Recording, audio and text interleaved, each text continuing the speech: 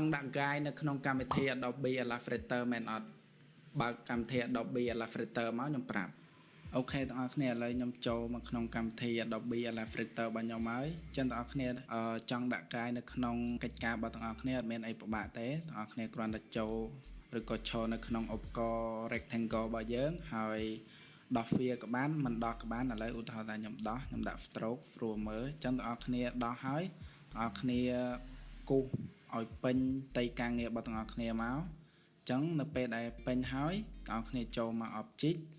យក path ហើយយក fit to grid បានន័យថាបំបែក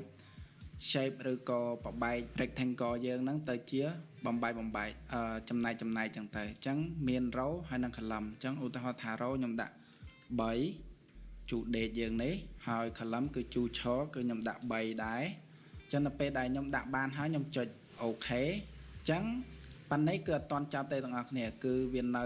stroke នៅឡើយទេអញ្ចឹងដើម្បីបំលែង stroke ហ្នឹងទៅជា guide ទាំងអស់គ្នាគ្រាន់តែចូលមកកាន់ view